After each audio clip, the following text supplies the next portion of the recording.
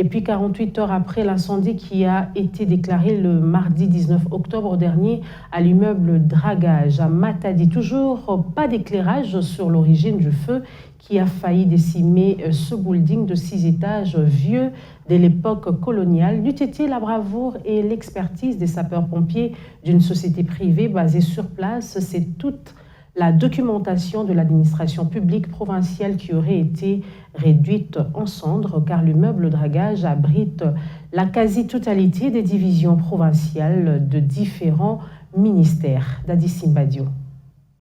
Mardi 19 octobre, dans l'avant-midi, il y a eu plus de peur que de mal à l'intérieur de l'immeuble de Dragage, situé en plein cœur du centre-ville de Matadi, non loin de l'hôtel du gouvernement provincial du Congo central. Cet incendie d'origine inconnue n'a pas touché les étages occupés par les différentes divisions provinciales de l'administration publique. Le feu s'est plutôt déclaré au-dessus du building où sont placées les antennes des sociétés de télécommunications. Dans la scène de cet immeuble de 6 étages, vieux de l'époque coloniale, sans ascenseur, pas d'issue de secours, dépourvu d'installation anti-incendie, pas de système d'alerte, c'est une panique généralisée allant dans tous les sens qui s'était emparée de tous les occupants, constitués majoritairement des fonctionnaires de l'administration publique, dont des seniors âgés de plus de 90 ans. Peu après, les flammes ont été maîtrisées grâce à l'intervention du véhicule anti-incendie d'une société privée de la place, dont les sapeurs-pompiers ont fait preuve de bravoure et d'expertise. Bien que l'incendie ait été maîtrisé, ces sapeurs-pompiers sont restés campés pendant plusieurs heures devant l'immeuble de Dragage pour veiller au grain. Heureusement qu'aucune perte en vie humaine n'a été enregistrée, moins encore de blessés